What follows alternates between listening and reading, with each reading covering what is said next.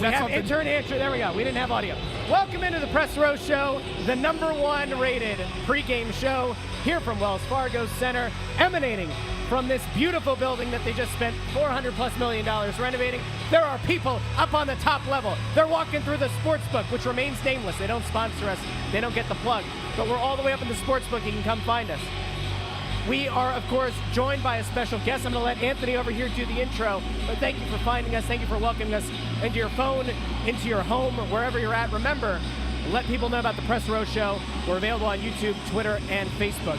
Anthony, go ahead. Yeah, thanks, Russ. I appreciate it. Joining us today, we'd like to have a special guest, as we know Bundy doesn't join us till intermission because he's on doing the radio show.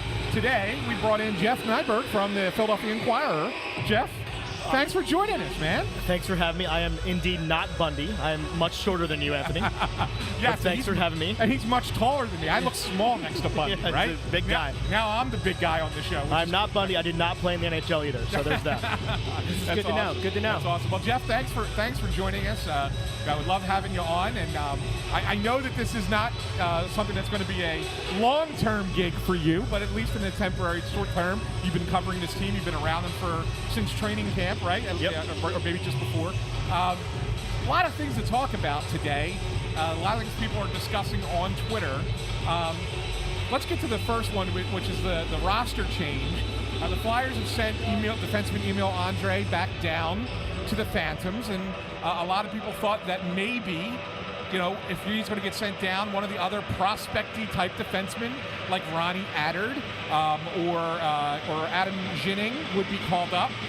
But no, instead they went with Louis Belpedio and Victor Mete. Can you take us through that, the thinking behind bringing those guys up instead? Yeah, I mean, starting with the Andre getting sent down thing, I think some people might be a little surprised by that. The Flyers have said, we want to play the kids, we want to see what these guys do and kind of let them develop in the NHL. Starting with Andre, I don't know that a player, a 21-year-old prospect, is benefited by playing 9 minutes a night or 11 minutes a night on a third pair. So let's start there. I don't think it should be that surprising to anybody that he struggled a little bit. The size of the ice was a bit overwhelming for him. He even admitted such Tuesday morning in Vegas. The Torts wasn't really happy with the decision-making, the quickness of the things. But going back to why they chose Attard why they chose Mete and Belpedio and not Attard and Ginning, we're talking about the kids again, right? Why aren't they calling up the kids?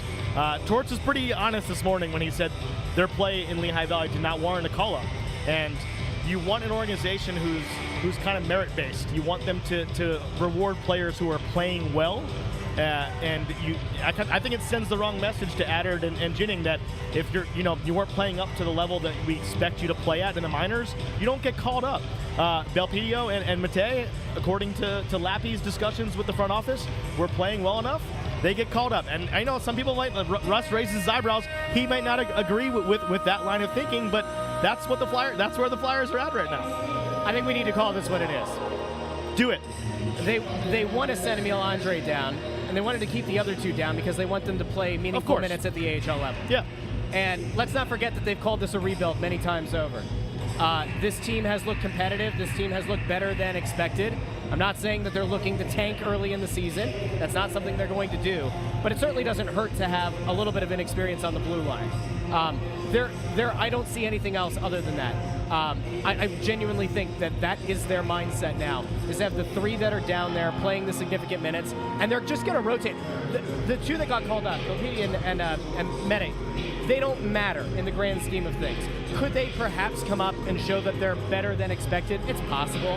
But what you're going to probably see, and obviously is a stopgap until you get back Aristolainen, who remains out until you get back a Mark Stahl in a few weeks, 4 to 6 weeks or so. They're just going to rotate a bunch of dudes in to that third pair, and that's it. And I don't think that anybody who's freaking out on social media about Emil Andre going down, I don't think that there's anything to look into here, and I also don't think that that's a representation of him being in the Torts doghouse, where another guy has found himself, woof woof, Morgan Frost. How do the puppy treats taste? I don't know. He's so far in towards his doghouse, or is he? Or is he? Because that's one line of thinking, is that has he done something in practice or not done something in practice to warrant playing on this team. I'll throw it back to you guys. Could this just be an example of you're rolling 4 lines, and those 4 lines, for the most part, are playing very well. They're playing hard. They're doing what Torts wants. And you just say, I'm not going to mess up the chemistry for right now, just for the sake of trying to figure Morgan Frost back into a top, and it's important to note, a middle 6 role, because Torts will not bring him up, or will not put him on the ice to play on the 4th line. Yeah, I mean, if you want to believe what John Tortorella says, and right now I'm choosing to, it's the old, if it ain't broke, don't fix it. I mean, they've played 4 really good forward games. The forward group has played 4 really good games against some really good competition. Where are you gonna slot Morgan Frost in? Now there might be an argument to make that I don't think Tyson Forster's playing up to the capability that some fans want him to play. Torts thinks he's been solid. The advanced metrics say he's just been okay. So maybe that's a spot you get Frost in the lineup, but he's absolutely, if your argument is that Tortorella should bench one of Nick Delorier or Garnet Hathaway for Morgan Frost, I think you're in an insane line of thinking. It's just not where they're going to put him. It's not good for his development. It's probably worse for his development than sitting in the press box is, honestly. 100%. Right. I mean, it really has to come down to he's got to fit the role that he's going to take in the lineup. And so, okay, like you said, if you think it should be for Forster, that's a fair argument to make. But you cannot take one of the 4th line veterans out, slide Scott Lawton down to the 4th line, and plug Morgan Frost in. You're hurting the team. You're hurting him because he's not a 2-way forward. Yeah. Let's be honest. One of the primary reason that he's not in this lineup is they don't like the way he plays in his own end. Yep. So why would you take Scott Lawton off of that line and put Morgan Frost there and think it's going to get any better? He's a 5th-year player. Yeah. He should know by now. And I think it's time we all kind of realize that Morgan Frost, there are a lot of Morgan Frosts in the NHL. He is not a special Flyers prospect, and that's like no respect to the kid. He's a really nice kid. There are a lot of Morgan Frosts in the NHL. He's just kind of a guy, and I know like when you're a fan of a team and you pay attention to their prospects and you get used to them being around, you advocate for them. Oh, I like this guy a lot. They got to find him a way to get in the lineup. He's kind of just a guy, and there are a lot of guys in the NHL. And Jeff, I think that the reason that's the case, and fans really find themselves attached to him, he was a first-round pick. Yeah. He was a first-round pick that you got in a trade for Braden Chen. Yep. Right? So there was a lot of expectation and hope attached to Morgan Frost. And then, of course, he had injuries and the like. Well, maybe his development was it's going to be a little bit later. And it's possible that he's a late bloomer. Yeah, that could happen. But I don't think it's going to happen here. I really don't. And sometimes you just make a draft mistake. It happens. Well, it's part of the game. Listen, I'm not even saying it's a mistake, right? Like, no, they drafted a guy, and he hasn't turned out to be the first-round pick type of guy. And Shocker. It happens. Shocker. Yeah. A team in the NHL uses a first-round pick on a guy who's not as good as as prior regimes had sold him off as being. It happens. Now, there's that old adage of sunken costs shouldn't factor into future expenditures. You've already spent a lot of time in terms of at the NHL level. You spent a lot of organizational resources trying to make this guy into what you thought he was going to be. I'm not saying that you just cut bait. I'm not saying that you look to trade him perhaps to a team like Ottawa, who just lost Pinto for 41 games for betting on games that are presumably not the NHL, or he would be gone for the entire season. But boy, I don't know. Is it possible that Morgan Frost makes it 41 straight games stretched? No, it's not really. But I think that what you're going to find here is the longer he's out, the more his value tanks across the league. And this is one concern that I think is fair for fans to have, is that if you're not going to play him, and if John Tortorella doesn't believe he's part of the culture, he's part of what the team needs to be going forward, well, I'm sorry, it is a rebuild. The games don't really matter. You are going to have to put him in an advantageous position so that he does have some kind of value, so that you aren't just trading him for a super late round pick or somebody else's, broken project. I think it's a bit. You are correct, and that's if you want to trade him, you're going to have to get him in the lineup. Yeah. Is there a scenario where he doesn't fetch anything more than a late round pick? So, here he goes. He Wax poetic. He did the head thing. That means, ladies and gentlemen, I'm about to break some information here to you that I promised that I'm not going to break. Dan Hilferty. There's Dan Hilferty. Good to see you. Good Walking to see you, by. Dan. No, I think that there were some discussions with teams, and I would say that the Flyers, they were looking to upgrade their team, and suggested potentially moving Morgan Frost in that deal. And the other team said no. So if another team's not interested in Morgan Frost for their lineup, and this was a team that has a lot of good young players, this was a team that's really kind of looked at as an up-and-coming type team. So Ottawa? I'm sorry, what? Go ahead. Did you say it, Jeff? I mean, Ottawa fits the bill. Yes, it was Ottawa. Yes, it was Ottawa. You could have said no. I wasn't making you do that. No, that's what it was Ottawa. So, okay. As long as you said it first. Well, let's have that conversation, though. So, Yeah. so Ottawa, if that had been the destination or a team that they engaged, Pinto remains unsigned. You would have to assume that could have been a guy that was discussed. If you're going to make that kind of move, I think we talked about the fact that maybe a guy like Joseph, who would have been a potential, you're taking a bad cap hit as part of a potential deal down the line, like maybe that would have made sense. But I think that across the league, if you had to put Frost and Pinto next to each other, most teams are probably still going to want Pinto. He's 22. More than they're going to want Frost. Because in the case of Pinto, you actually can make the case, well, he's a kid.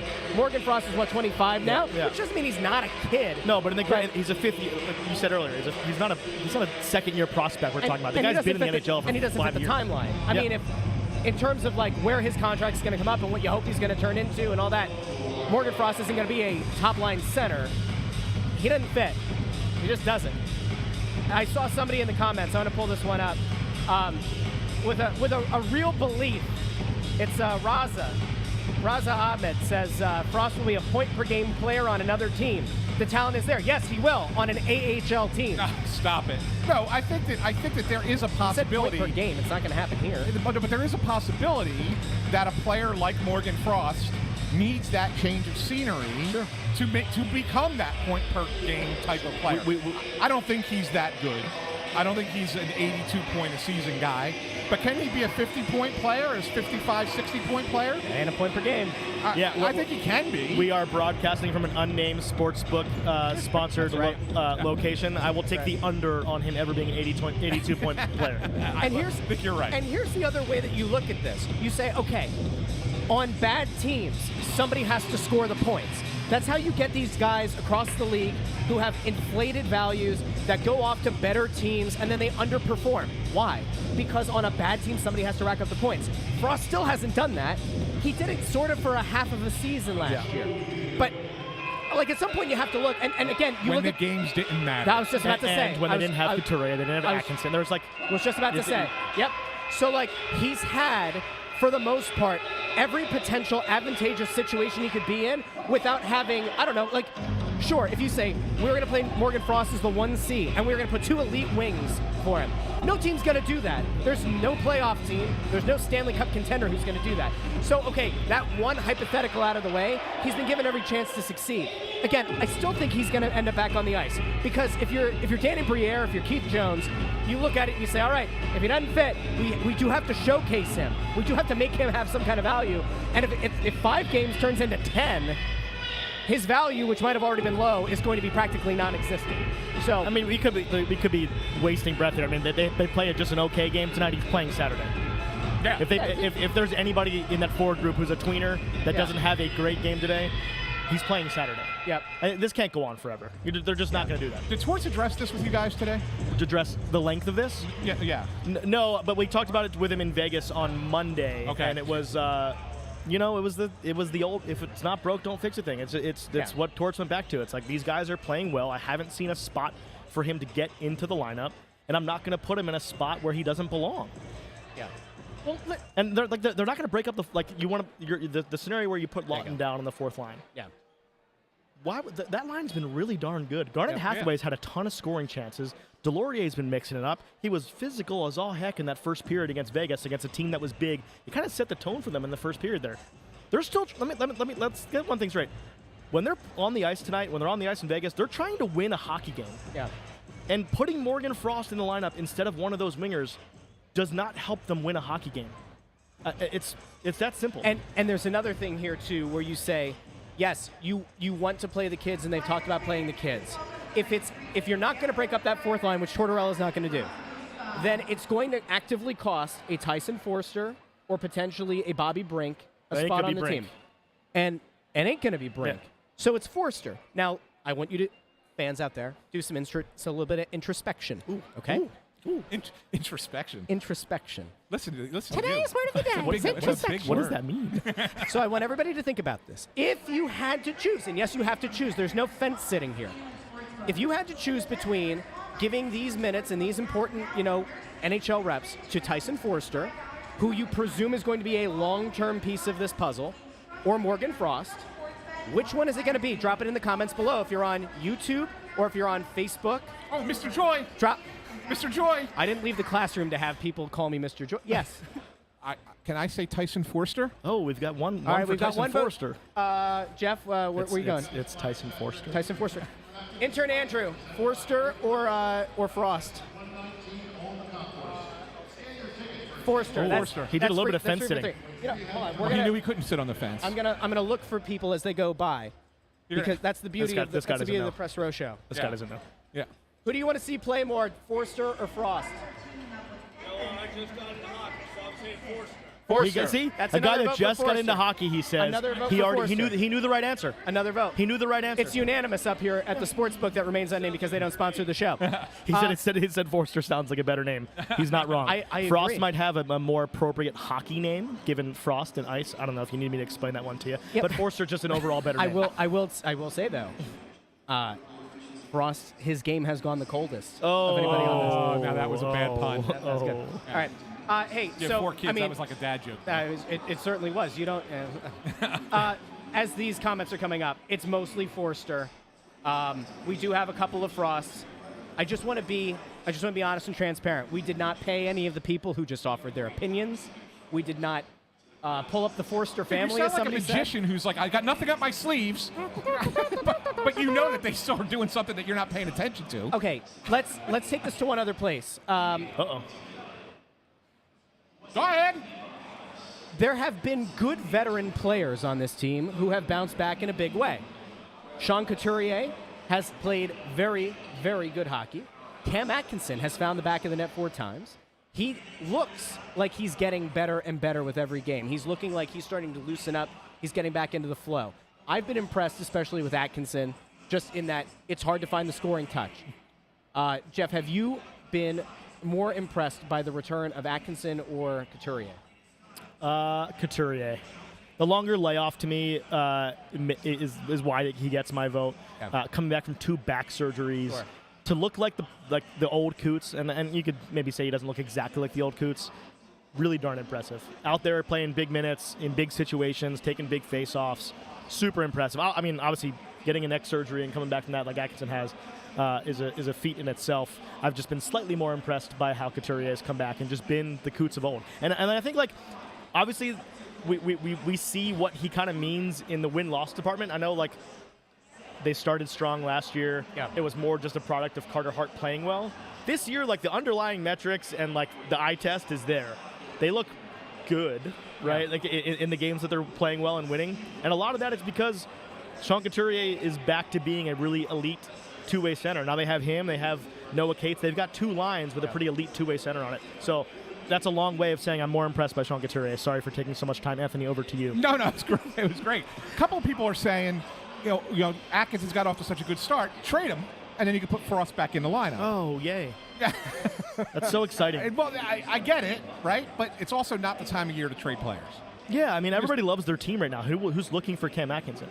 Right. Well, the other thing is, if you're the Flyers and you are cognizant of the fact that you might plan on trading him at some point this season, you're going to do it at the deadline when all of the teams that are fighting for the final playoff spots are more willing to give up valuable assets, or when a contending team loses a player to injury and they need a guy who can be a second, maybe third line scoring wing.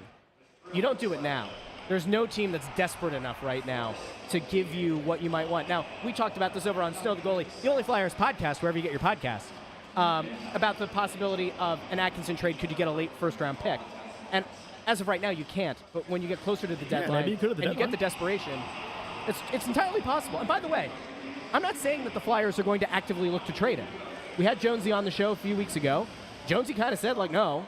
But we'll see. You know. Yeah, Jonesy's also not up against the deadline like he will be in a couple months. That's exactly right. It sounds good right now. Yeah. Yeah, no, you're right. I mean, and where this team is at the end of February is going to be a lot different than where they are right now. And in the end of February, they might still be knocking on the doors of playoff contention. Yeah. The Metro is not that strong of a division, and the Flyers have good enough forwards that they could be in the mix through February. But a conversation for another day. Yes, until you see that schedule right after the deadline. Yeah, of course. Yeah. The schedule right after the deadline is brutal. Yeah. Well, Jeff, we appreciate you coming on to the Press Row Show. Thanks for having me. Where can people follow you? Pregame show. At Jeff_Neiburg on Twitter. I will not call it X. Neither will I. And read us in the Philadelphia Inquirer. Thank you. Yeah, absolutely. The Philadelphia Inquirer. How about that? This man, I love the snark. I love the wit. I enjoy it. And now it's time to check it out in the print. Thanks, guys. Appreciate it. Thanks, Jeff. Thanks for stopping by. Thanks for stopping by. Good stuff. Good stuff, Russ. Why don't we get to some stuff from the fans here? You know what? That's a great idea, Anthony. I love when you have great ideas like that, and that is certainly one of the better ones. All right, so let's get to the questions, comments, and concerns of the people. All of you out there, if you're watching on the YouTube or you're watching on the Facebook, you're able, obviously, to check in with your questions, comments, and concerns. We like pulling up as many of those as we possibly can here on the Press Row Show. All right, Anthony, there are a lot of people going back and forth about the Frost thing, about Frost. I want to move off of Frost. I really do. I genuinely do. I think there are more things to talk about with this team than a guy who just has not cracked this lineup in the last 5 games. Let's talk about Bobby Brink. Yeah. If you're looking for the perfect example of a guy who came out of nowhere, and now we are multiple games into the season. This is 7th? Is this the 7th or the 6th? 7th game. See, I was good the first time. You're about to start your 7th game. Bobby Brink came out of camp like a lightning bolt. Caught Tortorella off guard. Caught Briere and Jones off guard. Forced his way onto this roster. Forced them to not even consider sending him down. He's looked confident. He's looked like he's playing instinctual hockey, which a lot of young guys don't do. And when Bundy joins us for the intermissions and postgame, we'll obviously talk about this again as well. But young guys typically get themselves lost. He has no idea. What? Your wife. Hello. Go ahead. Young guys playing instinctual hockey. Bobby Brink is a guy who should be the absolute standard bearer for what this organization tries to show prospects. If you earn the chance, meritocracy, you earn your minutes at the NHL level, and you impress and you do the right things in practice and the right things in games, you can have significant roles on this team. What has stood out the most to you about Bobby Brink so far this season? He's active on every play. Like, that's the thing that stands out to me the most, Russ, is the kid is, you notice him on the ice, right? Yeah. I mean, I think one of the things that you don't notice when we were talking about Morgan Frost and why he's not in the lineup, there are times when players like Morgan just are on the ice and you don't even realize they're on the ice. Yeah. When Bobby Brink's on the ice, you see that number 10, you know he's active, he's in the play, he's involved. If he's got the puck, he's dangerous because he's got good vision. If he doesn't have the puck and they're in the offensive zone, he's trying to get to a spot where he could make a play happen. If he's in his own end, he's trying to get the puck back. Like, that's what I really like about him, is that he's got a high motor. Not that he's like super fast or super speedy, but he's got a good motor, and he's going to go after the puck and try and get it. In a lot of ways, and we've said this before, and I don't want to put too much pressure on the kid, but in a lot of ways, his game kind of looks like Danny Briere. It does. When Briere was a younger player. Yep. Not to say he's going to be Danny Briere. He's, that's a high bar to reach, right? Yep. But he's got a lot of those same, attributes, for lack of a better term, that Briere has, and I know that's what really impresses me about Bobby Brink. He's surprised a lot of people, including me, and for 6 games so far, he's been an impressive player. Now, Eric brings up a really good point about the power play. They need to keep it simple, get shots to the net, crash. Bundy has nailed this point. Every Press Row show, and even on the morning after when he joined us at Mongrel Hours a couple days ago. Or yesterday. It was yesterday. What has happened to our time? I feel like you and I we have no and idea Bundy, what time it is. We spend so much time. It's like it's the whirlwind after you have a kid, where time doesn't exist, and then they turn 2, and you're just like, oh, okay, 2 years of my life is gone. That's kind of what this has felt like. Doing the morning after show where we do the road game, post game the day after, doing the press row show here live at the sports book all the way up at Wells Fargo Center, and doing Snow the Goalie, the Only Flyers podcast, wherever you get your podcast. Bundy's hit this point a lot of times. Now, where did it go? There it is. So the power play, the issue that they've run into a few times is that sometimes they're looking for that perfect pass, that perfect shot. And that's a thing that has been a systemic issue for, I don't know, the better part of almost a decade, right? Oh, that's a SanFilippo on the screen. That's my sister and my niece Juliana is on, and she's saying hi to me. Oh, how about that? Isn't that sweet? Yes. Family checking in on the press row show. My equestrian champion niece. How about that? Checking in to say hello. So, the power play. Simplifying it is important. We've had this back and forth about, is it a matter of the players are trying to do the system that Torts is installing where there's supposed to be more skill, and you're trying to build habits even though you don't have the talent to do it, or do you modify the power play and say, this isn't that talented of a team, it's not a skilled team, just get it near the goal and just dig it out and just get dirty? Yeah, I'm not a big fan of what they do with the power play with this team because it doesn't have a lot of skill, right? I mean, so I think that they try to do skill things with non-skill players. Or with players who don't have high-end skill. I shouldn't say non-skill. They all have skill, right? But with players who aren't like elite-level skill. Yeah. I do think it needs to be more, crash and bang on the power play. Yeah, you do. You want to get the puck in, and you want to get set up, and you want to make passes and try to. But I think that the goal should really be just get pucks to the net and see if you got bodies in front who can bang it in. Because I don't think that there's a lot of players who are going to make pretty plays on the power play. I don't think you're going to see a lot of tic-tac-toe passing and guys who are making like nasty wrist shots from the top of the circle and beating the goalie. Like those players, I mean, you'll get them here and there, but you don't have those kind of players. So I think it needs to be more of an aggressive power play. Almost kind of like a power play you see at a lower level, like at the AHL. Yeah. Right? I mean, because you rarely have that elite talent down in that league, so that's the kind of thing that they need to do. I think that if they went in that direction, they might start to find a little bit of success. But right now, the power play is probably the weakest part of this team's game. Yeah. Hey, we're going to take a moment here. You can see going across the bottom of the screen, shop.snowthegoalie.com. You can support the show. It's one way to help support the show. All kinds of merch. We got T-shirts, got hoodies, glassware, water bottles, tumblers. We got everything. All kinds of stuff. Go to shop.snowthegoalie.com. We picked up a ton of orders in the last week. I don't know. Maybe the people like you. Maybe they like Bundy. Maybe they like me. I don't know. But they certainly like the show because they're okay. I'm trying to be. You could fake being nice for a second. You can head over to shop.snowthegoalie.com. By the way, this show, for those who are new, we do pregame, we do intermissions, we do postgame on the same link. So if you're watching right now on YouTube or on Facebook or on Twitter, X, don't go anywhere. This stream will stay up. We'll have the game center pulled up with all the stats for during the periods. We contractually are not allowed to show you what's happening on the ice. We cannot have the sound of the arena. Perhaps someday we will, but #lawyers. For right now, we are not able to, so we'll have the game center up. And then as soon as the horn blows here, we come back with intermissions and with postgame, which means we'll actually go live before you even see the final horn or hear the final horn on TV. That's how quick we are. We're right on the ball. Anyway, podcasts, wherever you get them. Apple Podcasts, Spotify, Amazon Music, Google Podcasts, Pandora. We're everywhere you get your podcasts. Anthony, is there anything else that you wanted to touch on? We have about 5 minutes until the game starts here. We can go back to more comments if you want. I wanted to see if there's anything else that stands out to you that you wanted to get to right now. No, I mean, I think the only other thing I wanted to kind of bring up is I was curious last week as to the order of the goaltending for these two games. Yeah. I thought that they might try and give Urson this game tonight and then Hart the game Saturday. I know Anaheim's not as good a team as Minnesota, so obviously you would say you want to play your better goalie against the better team. But I kind of thought that this would be an opportunity to have Urson have like a bounce back after the one start that he had that wasn't great. So I thought that this might be a good opportunity. Instead, they went Carter Hart. So that surprised me a little bit. Did you put our predictions out? I didn't. Oh, jeez. so right, hold on. I have the predictions. I'm going to put them out. Hold on. So you'll put them out on the Twitter. I'm going to put them on the Twitter. Put them on the Twitter. I'm going to put them on the Twitter. But for the people watching on the live show, what do we got? Yeah. Bundy has the Wild winning 4-2. You have the Wild winning 5-3.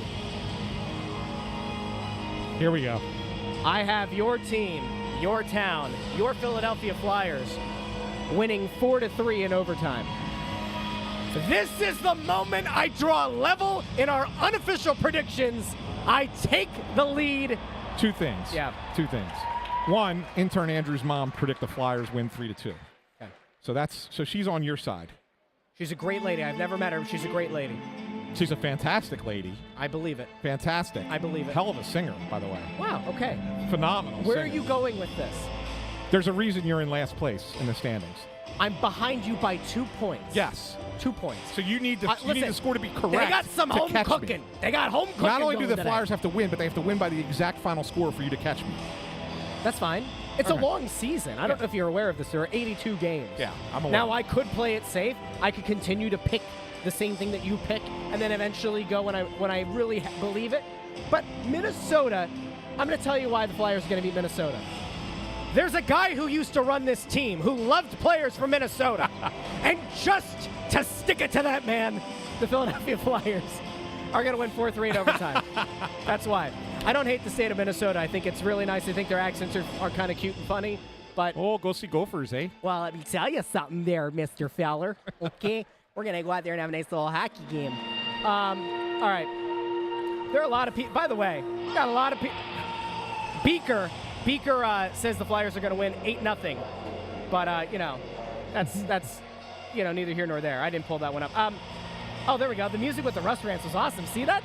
That's a clip. That's There we go. clip that one. I'm going to clip it. We believe.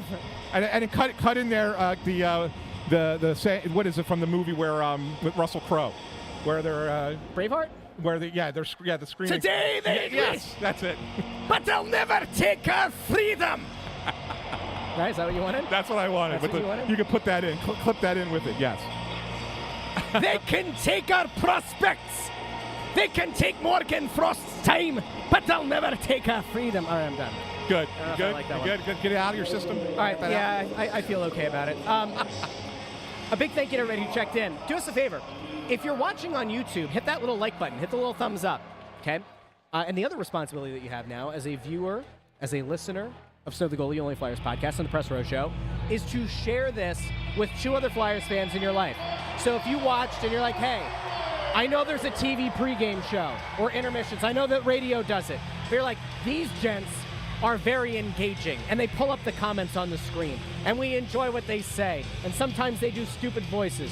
Then by all means, share it with a friend, share it with somebody in your family, share it on Twitter, X, on Facebook, whatever. We will be back for the first intermission as soon as the horn sounds. Let me get your prediction. I'm going to go a little bit more. By the way, that wasn't Russell Crowe. Oh, that was Mel Gibson. Yes. Yeah. Oh, no, Russell Crowe was Gladiator. Gladiator. My yeah. name is Maximus Are you Decimus entertained? Meridius. Yeah. Yeah. Aren't you? Are you entertained? Yeah, that's right. Yeah. Hey, What's my prediction of what? what's your prediction for the first period? Let's go a little bit, a little more specific here. What's the score when we come back? 1-1. Woo!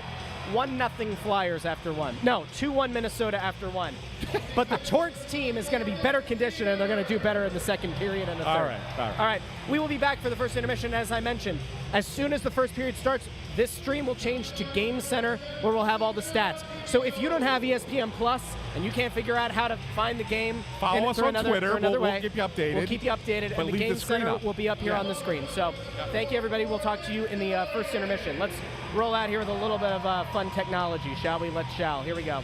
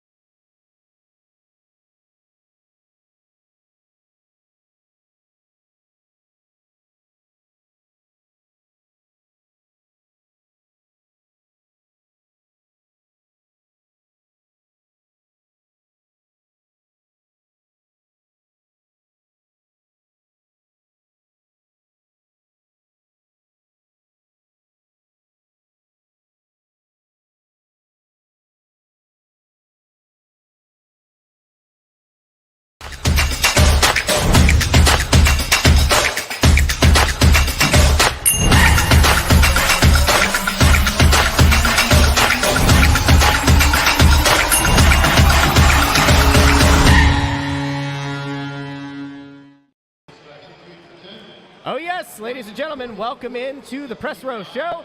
First intermission, and like we drew it up, the Philadelphia Flyers are leading after one period with a score. Flyers 1, Wild nothing. I'm Russ Joy. Find me on Twitter at JoyOnBroad. Anthony SanFilippo on Twitter at AntSanPhilly. And that beaut on the end, right there, the man who everybody wants to see, up here at the unnamed sportsbook, all the way up at Wells Fargo Center.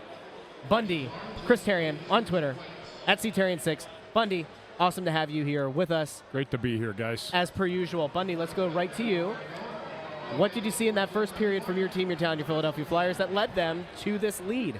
Well, you know, they had a good start. And sometimes that's it doesn't happen when you come back off the road, especially a Western Coast swing like they just had, and played very well against a Vegas team, just falling in the last 30 seconds. But good start tonight. I thought Minnesota had a little bit of momentum late, but fortunately for that good Konechny shot, the Flyers were able to secure the 1-0 lead in the first. Good period. You know, considering, all things considered, people maybe not understanding how difficult that can be to come back home after being on the road. You know what I noticed in the first period, Russ? What'd you notice there, Anthony? The assembly room is hopping up here in the Wells Fargo Center. There are people everywhere. Unbelievable. This is a tremendous crowd tonight. Yeah. Really. Fantastic. Really a great crowd tonight here. But no, I agree with Bundy. It was a pretty solid first period overall. Yep. I thought that the top line looked really noticeable. And when I say the top line, I'm referring to the Couturier line, right? Couturier, Atkinson, and Tippett. I thought that those guys had several really good shifts, Bundy. They drove the play into the offensive end. They kept the puck in. They created a number of chances. I thought that they looked especially good. And then I give them credit, even though that there was a couple of small mistakes on the shorthanded situation, they did a nice job of getting out of it. And when they had a mistake, Carter Hart was right there to make a big save. He was. I think the one thing the Flyers could do a little bit, a couple of young defensemen got caught up trying to do a little bit too much in their own zone. The one thing you don't want to do with Minnesota, with guys like Kaprizov that can really turn in transition, is to give them the puck back. So a little bit better job I'd like to see the young defensemen do, trying to make a play. I understand that. But you cannot turn pucks over. And that's really, I thought, where Minnesota had the better of their chances, wherein the Flyers were not able to make good, hard plays out of their zone. Yeah, no, it was great. I got John LeClaire just came over and punched you in the arm. Just punched me in the ribs. Oh, that's awesome. That's awesome. You holding up over there? Okay? Yeah, you doing okay? Did he get you good? You going to come in with us? So just off screen. Yeah, just off John screen. LeClaire. Yeah. John LeClaire. Big John, my old roommate. We had some fun over the years. I don't have enough time to share any stories. But we do have to get him on the pod at some point We will. to share some stories. 100%. We will. Got to get some Bundy stories. No, but I'll tell you that, first of all, we got to talk about this, too. First 2 seconds of the game. There's a fight. Nick Delorier and former Flyer prospect and multi-Stanley Cup winner elsewhere, Pat Maroon. Yeah. How about it? They go at it off the drop of the puck. And I asked you, Bundy, what do you think that was? You think it was something that was holdover from a previous matchup? Or do you think it was just, let's try and get both these teams into the game right away? Yeah, sometimes, you know what's funny? Sometimes, and I guess it might happen once in a while. We used to get like an old junior grudge. Where two guys in junior just hated each other, and then they're up here and they just wanted to keep the battle going.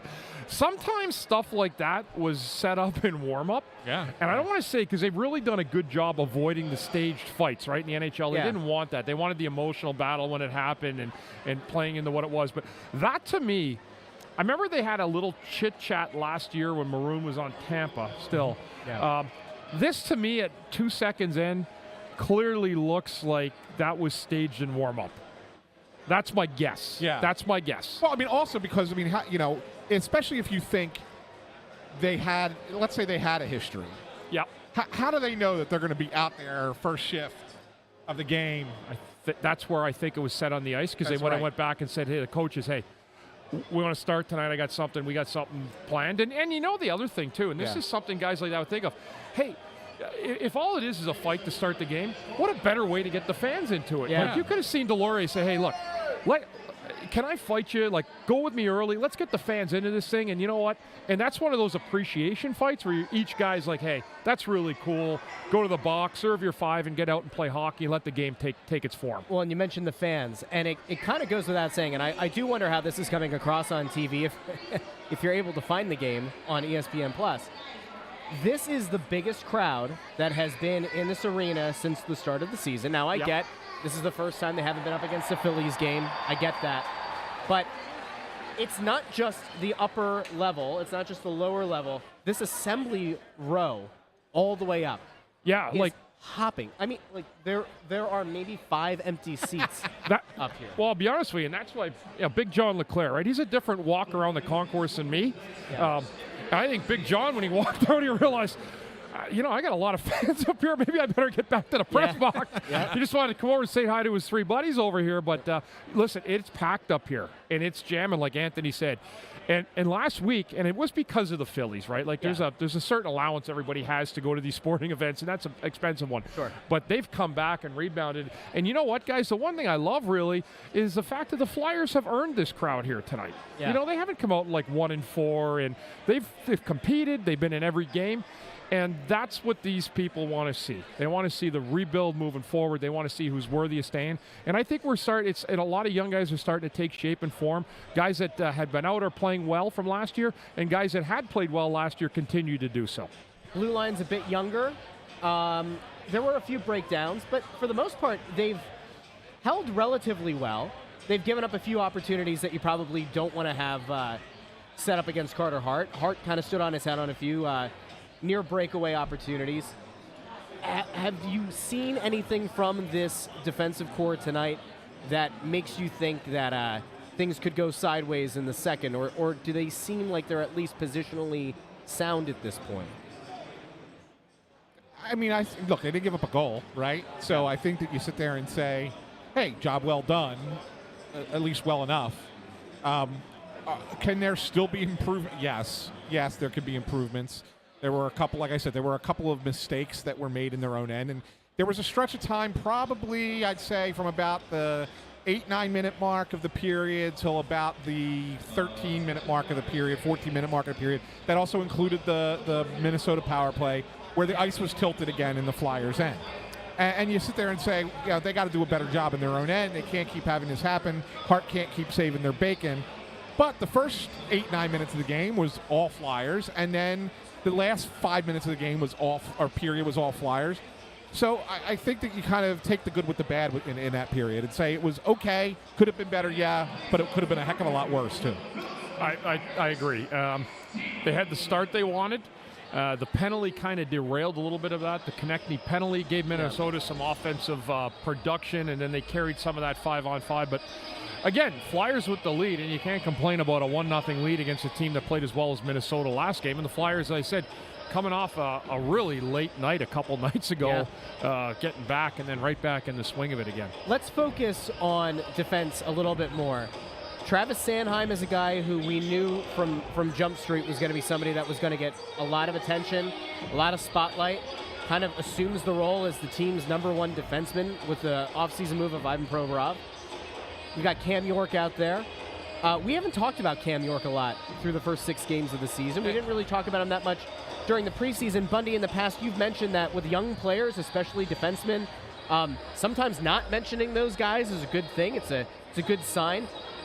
Based on what you saw in that first period, feeling confident right now in that pairing of Sanheim and York? They're okay. It's again, are they playing dynamic hockey? No, they're not there yet. But, again, they're trying to figure out a little bit of some chemistry together. But Sanheim is okay. He's always better when he's skating. Yeah. When he's standing still, and I remember it's like being a big guy that could skate, and when you get flat-footed, you get yourself in trouble. And that's just natural because it's tougher to get going sometimes. So he's been good. York, I think, in a lot of ways, just got to keep things simple. Yeah. Treat it like a rookie defenseman. He's going to be asked to do things that are important in puck moving and offense, but it can't come at the detriment of the team defensively. And so that's going to be the challenge for a guy who's expected to be a puck mover and an offensive type of flair defenseman. He's got to really make sure that those pucks aren't coming back at him, and I think he's done a pretty good job. The one thing that I will tell you, and I kind of agree with Bundy, that they've just been okay. They haven't overly impressed me, and they haven't been a major disappointment. I think that they've been fine. I know that there's some stories out there where they're trying to tell you that Travis Sanheim has adapted to the #1 defenseman role, and he's really looking good. I'll tell you, I'm impressed by the fact that he's switch sides this season, Bundy. Yeah. He's back on the right, and I think that's an important thing. You get used to. He's done this before a few years ago, but he's been mostly on the left side for the last few seasons. His preference historically has been right side, though, if I remember correctly. Yeah, right? but I like that he's adapted back to it. I mean, it's not that easy to just switch back, right? I mean, you got to kind of. The ice is different. The way you see the ice is where the passes are made and how your body's positioned. There's a lot of things that are very technical.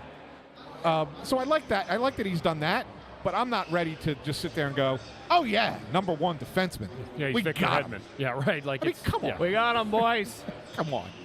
I don't see that at all. Well, it's the way it's slotted right now, and they know that they have to, improve on that. But also at the same time, if you can get Travis feeling good about himself and elevating his game, then, you know that, as time comes down the road, you may have a guy that's gotten better, and you feel comfortable slotting him into that top pair. If you can get yourself a guy that's really a true number one, then you can have somebody that can fill that second slot. Well, and it's a thing that Jonesy talked about a few weeks ago with us on Snow the Goalie, the Only Flyers podcast, that there are only maybe 5 to 8 real number one defensemen in the NHL, in his view. And that if you don't have that guy, you can either develop enough guys that can support it, maybe you draft a guy high and you do develop him into one of those true number one defenseman roles, or you go out and you make a splash, whether it's free agency or a trade. They're not going to do that now, obviously. The rebuild is in full effect. But it does have to make you think that they're now getting enough of these younger defensemen a look, and none of them right now, and correct me if I'm wrong, even in the minors, there's nobody right now who projects to be a number one defenseman in this organization. No, I mean, I guess the only thing you could conceivably say is, does Oliver Bonk have a ceiling like that? That's the only first-round pick this year. I mean, I don't. I think he could. Could he be a 2? I think that's more likely. Yeah. I'm not certain that he could be a 1, but you never know. He was just drafted first round. They like him a lot. He's 18 years old. We'll see what happens over the course of the next 3 to 5 years with him. I mean, but yes, other than I think you're spot on otherwise, Russ, that no, there is no one else in the organization who you look at and go, oh, yeah, number one defenseman. Bundy, in the grand scheme of things, when you're thinking of a defensive core, right, like you think of the roles that forwards have and what the fourth line is supposed to be, what the third is supposed to do. If you're building a defensive core, is there a massive difference in what you look for from a third pair versus a second pair? It's not that you're looking for it, it's just what you're going to get. Yeah. I mean, it's a different level of skill. And that's why, I mean, if you had every guy was a number one, you'd be, you probably still wouldn't be set because you have guys arguing over ice time, right? Yeah. But no, that's just the way it goes. And your top guys are going to eat most of the minutes, 5-on-5. Second pair is going to help do a lot of that lifting. And then third pair guys who usually get the minutes against the third or fourth lines or penalty killing when appropriate. So, when I look at a number one defenseman, there's been a couple guys over time that have been developed into number ones that were drafted like later, like Shea Weber, Duncan Keith were second-round picks. They ended up being bona fide ones. But for some reason, it just feels like now, in the times we're in, that was like 15 years ago they were drafted, right? Now, it feels like if you're going to get that one, you got to get them in the top 3 or 4 picks of the draft. And that's just my sentiment. Like, I look at Victor Hedman, Cale Makar. Those guys were like, it's like they knew they'd be number... Pietrangelo. They knew those guys would be number one defensemen before they were number one defensemen. Which is maybe where you look to the draft and Rasmus Dahlin's another one. Yeah. And like you think about it, and we've all, I think, been on the same page about what a rebuild looks like and the way that the organization is kind of presenting to the fans what a rebuild looks like. Yeah. You never want to draft for positional need. You always want to be in a spot where you say we take the best player on the board. They went out and they got the forward that they had internally ranked the highest, maybe outside of Connor Bedard and Matvei Mishkov. If you do finish in the top 5 of the draft lottery next year, and you're presented the option, and there are supposed to be a number of defensemen that could go very high in this upcoming draft, you would think that probably puts you in about as good of a position as you could hope to be. You have a ton of organizational depth at goalie now, which you almost have never been able to say about this team. You have a lot of young forwards that are getting a look this year. And hell, if you're able to develop enough of these young defensemen into solid second pair guys, and you can fortify that with either a free agent, a signing, or that high pick, then the rebuild in theory should be on track. It should. I mean, that's what you're trying to do. I mean, It's all about the players you have and the chemistry that comes in. If you look at, there's certain teams in this league, guys, that have been rebuilding for 20 years. Islanders, Buffalo. They just can't get it right. And now Buffalo's saying they finally did it. Might be because they got that number one defenseman in Darlene. Yeah. But there's a lot of teams that have been trying, and if you're not right, it could be an awful long few years. So that's why I think it's so important that they do get this right, and why the emphasis is on defense so much, Anthony. Yeah, Russ, I got one thing I want to throw to you, because this is more your wheelhouse than either of ours. Step. But a lot of people are complaining that tonight the game's on ESPN Plus. Yes. And they may not have a subscription to be able to watch the game on ESPN Plus. Yes. And so their argument is, why do I have to have 3 different streaming services sometimes to watch my team play? And I know you've been a big proponent. You were a big proponent of the league partnering with ESPN and getting back in there. Yeah. Do you see any kind of negatives out of this, like where it's become a point where it's getting too hard for your regular fan, your average fan, to really be able to find their team where the game's being broadcast? I think it stings short term, but it's where this whole thing is heading. Oh, of course. I mean, we've talked about this on Snow the Goalie a bunch now, but like, you're going to end up in a position, and this isn't a prediction, it's a spoiler, but like, within 5 years, most teams aren't going to be playing on regional sports networks because most of them will have gone belly up. So whether it's you're going to be watching or listening to the in-house team and everything, like through the team's website or through a Peacock or a Paramount Plus or an Apple TV or ESPN Plus, that's where this is going. You might not like it now, and I totally get the sentiment, I do. It's all about ease of use. But at some point, like, you are going to have to get used to it. I don't think it's great. I don't think it's good for the league that so many people are having a hard time finding these games. The later start, we always have people messaging us about Hulu, it's not showing up, or it's not showing up in the ESPN Plus app, or like, I'm in the local market, I shouldn't be blacked out, all that. We get those complaints, I hear you. But like, this is where the whole thing's heading. I will say, I do think that what MLS did is better in that there are no blackouts. All local games are shown. Every out-of-market game is shown. I think that ESPN could actually learn from that. And I think that over time you'll see changes happen. But I get the frustration. And honestly, I think that no matter what, if the game is being played locally and it's a national game, it should get picked up by a local broadcast network. And the easiest one is ABC, which is part of the Disney Corporation. To me, that's like the easiest thing. But, you know. One last thing, because we're about to sign off because the game's about to start again. You know, Bundy, every time I throw it to Russ, there's either a soccer or wrestling comparison. Yes. Just thought I'd point that out. Yeah, but when it's right, it's right. When it's accurate, it's accurate. Sky low, low. All right, and with that, we will be back for the second intermission. As soon as the horn sounds, we will be back. We need to get off here contractually, so we will talk to you during the second intermission. Thanks, everybody.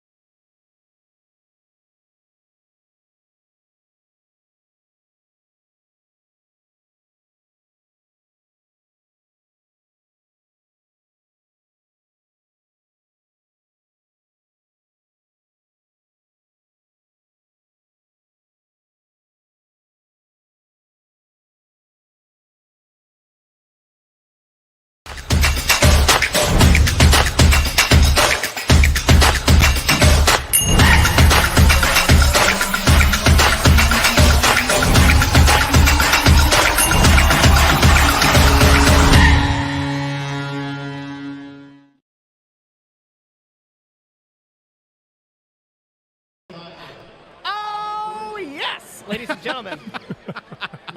Second time is just as good as the first.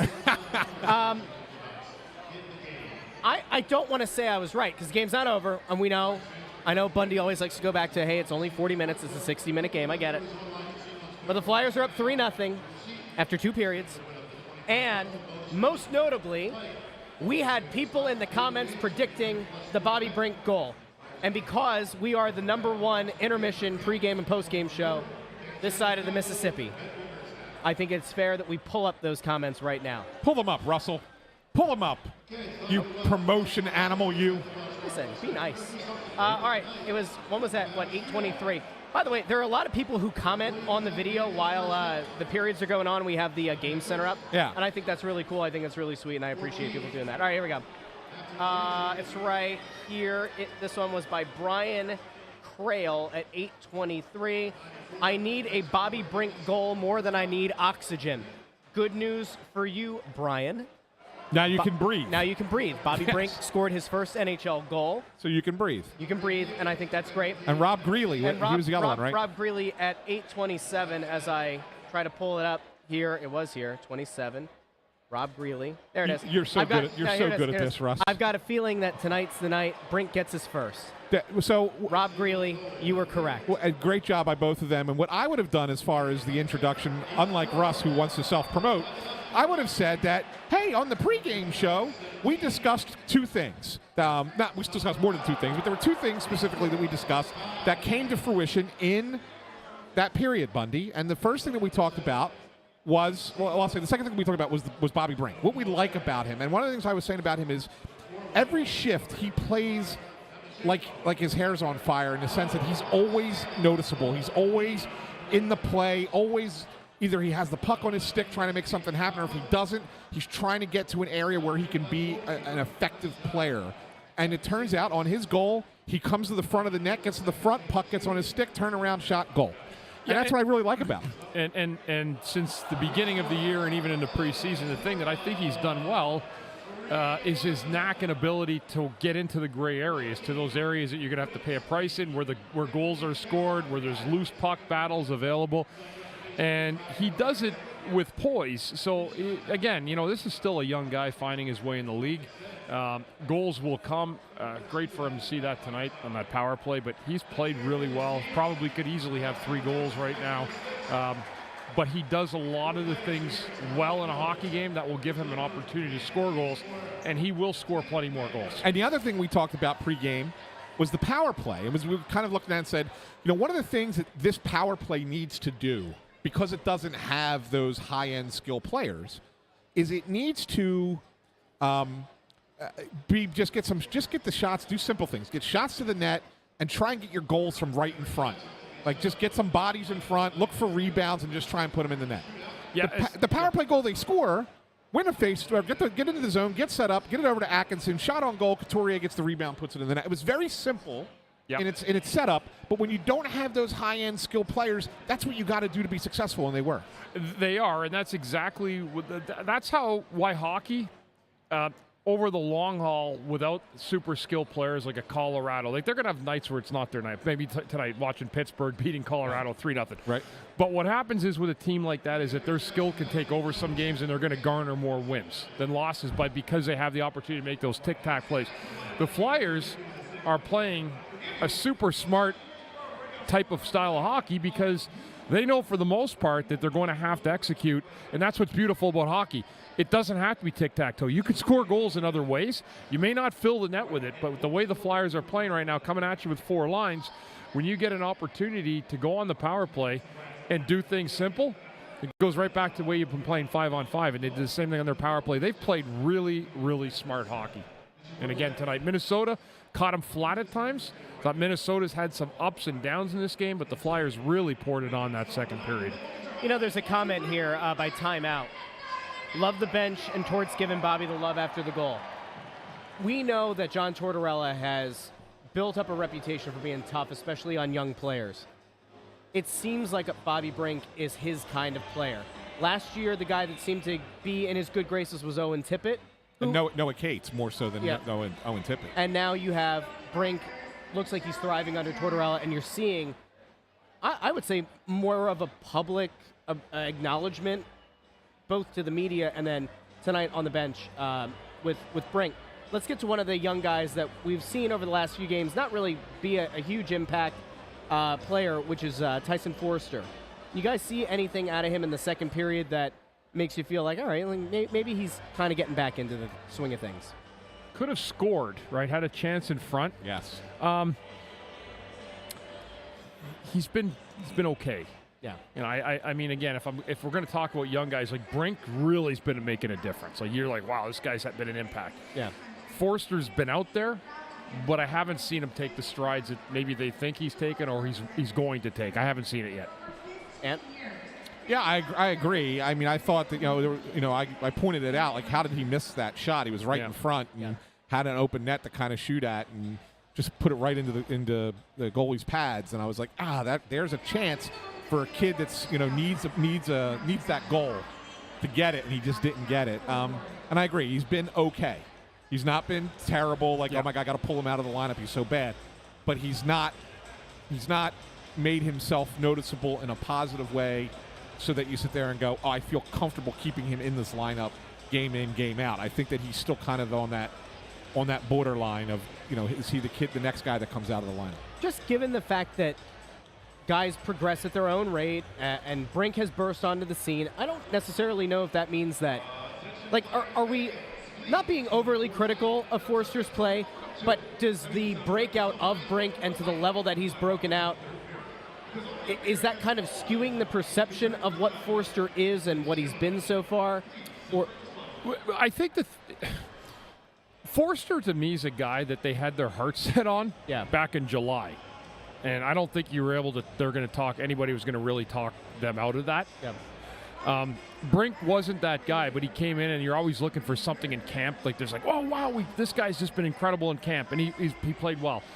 But Forster's a guy, as you see here, Hatcher talking about Forster's been rock solid two-way. He's been good, as Anthony said. He's not, I don't want to say he's been a juggernaut two-way style hockey player. Yeah. He's been solid.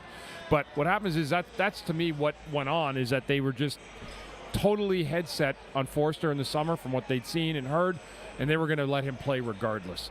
So Brink came into the fray. He made a huge difference early in the year. It's tough to change lineups right now, right? Like, and again, we're talking about Morgan Frost trying to get back in there, and it doesn't look like he's getting back in anytime soon. Yeah, I mean, Andrew Fawcett said, I think, what a lot of people are probably thinking right now.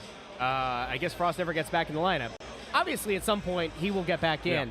But, like, who comes out? Is it Forster, right? Like, is there a possibility that on Saturday they look to get him back in the lineup and they kind of jostle things around to put Frost back in? Is he going to be your 3C on Saturday? They've never, ever, ever, as an organization, decided that they want to see Frost play long-term on the wing. Like, where are we at? I'm wondering if this is just the comment that's up there right now. I'm wondering if this is a Minnesota fan who is checking in on the Press Row show here. It's possible. Says, Team Reality Check. Let us know if you're a Flyers fan or you a Wild fan. Where are you coming from? Well, it looks like he's in his logo is the state of Minnesota, right? That's Wisconsin. No, that is Minnesota. I think that's Minnesota. Is that Minnesota? With the Bigfoot in the middle of it. I mean, I don't know. I mean, I've looked it could be Wisconsin. They're pretty much the same place. I've looked at maps for like 50 years. Wisconsin, Minnesota, they're the same thing. One of them. Yeah. Same accent. Yeah. Says, do not count the Wild out of this game. Like you said, our team looks flat but can score in bunches when backed against the wall. And they've proven that. I mean, they just went out and they obliterated smoked Edmonton. Yeah. Edmonton. Edmonton. I think that their coach is Woodcroft's in trouble there. I think so. But yes, Minnesota can score a little bit. They have some good offensive talent. We talked about Hartman. Remember you talked about Hartman with a 5-point game the other night. Crazy. That said, the Flyers looked really good for the most of the second period. It wasn't until the very, very end of the second period. They looked really good at keeping Minnesota away from Carter. Like at one point, I think the shots were 21-5. Bundy. I think Minnesota got a few there in the last few minutes, kind of got that total up a little bit, but they really haven't gotten anything off. And I think if the Flyers continue to play the defensive system that they've been playing and the way that they played the first 2 periods, I don't see how Minnesota scores 4 goals. Well, and the other thing with Minnesota that was pretty noticeable to me, I'm looking ahead a little bit, is they don't have guys that really want to get into the blue paint, like get right in front of the goalie. Yeah. And I don't know, like, I mean, if teams would decide they want to play a perimeter game, but they have some pretty big bodies. I'm not saying those are the guys that do it, but more their skill guys, just to me tonight, don't have a willingness to go into high traffic areas, and as a result, they've got a donut on the board for it against a Flyers team that's checking well again in their own zone. I hate recycling talking points. I genuinely do. 610. Go ahead. But that would assume. Never mind. I'm not going to say anything. I'm going to be nice. I promise that I'm going to be nice these days. Every game, I feel like we either come on the press row show or we do the morning after show for road games, and we talk about, is this a matter of this team is better conditioned, they are focused? Is it that the other team comes in not giving their best because they look at the Flyers as a team that they should steamroll? Minnesota has looked so off-kilter for large stretches of this game. You would think that the Flyers coming back from a late night in Vegas would look like the team that's more out of it, physically not in it. But Minnesota, like, is this a case where Minnesota just didn't take the Flyers seriously, and now they're kind of like, oh crap, like this is not going how we thought it was going to go? Or are the Flyers, I'm not going to say it, are the Flyers like playing better hockey than everybody thought they would? And one thing I could say to this, Bundy, and you see what you think if I'm on the right track with this. Like, I think the coaches, Minnesota's coach, Dean Evison, I'm sure he's probably saying to his team, or said to his team coming into this game, hey, don't take this team lightly. They play hard. Torts has them playing a hard style. Go out there. You got to play your game. You don't take them for granted. And, coaches can say that all they want, but sometimes in a player's head, it's just like, oh, we're playing the Flyers tonight. And maybe they don't have that jump that they need right away. And then all of a sudden they find themselves down a goal or two, and it's like, oh, we're in a tough game right now. Yeah, and it doesn't get any easier. That's the thing. Like, you can't just turn things on. And that's why Minnesota now, I mean, listen, 2 goals is a different story. 3, it's not insurmountable, but it's tough. And if the Flyers continue checking and clogging up the middle of the ice like they have, Coots has had a great night tonight, especially. Then it's going to be tough for Minnesota to score. If the Flyers play, an old term, loosey-goosey, and they go out and they decide that they want to try to trade chances with the Wild, that will suit Minnesota better than the Flyers. And the Flyers know that. That's the hardest part that Torts has probably had to get through their heads is, don't think you're something you're not, because you're actually playing well as who you are right now. How long they can do that for, I don't know. Because they do ultimately lack the high-end scoring skill that we see a lot of other teams have. But they're going to ride the wave right now, and they're going to continue to make life difficult on other teams that are not prepared to play them. Now, there is something that we're going to talk about definitely on Postgame, Bundy, while Ant goes down and does the locker room thing. And by the way, Ant is working on doing something special with new technology from down outside of the locker room. I wouldn't call it new technology. Well, for us, it's new technology. I would call it bastardized technology. There is and that's not a profanity. We have not violated our contract. That is a perfectly acceptable word. Yes, it is, Russ. Use it in context. I will point that out. Yeah. Just really quickly. So Ant's trying to work on an interview thing down from the locker room after the game, and we'll see if it works or not. But Bundy, one of the things that we'll definitely get into post-game, there's this narrative that people have kind of gone back to, and we've talked about it up here in between periods, which, by the way, you're welcome to if you're walking through the assembly room, whatever, up here, or you're in the arena, come up by the VIP thing, tell them you're going to the sports book, and you can come hang out. But we've been talking about, this team is not a bubble team, it's not a playoff team.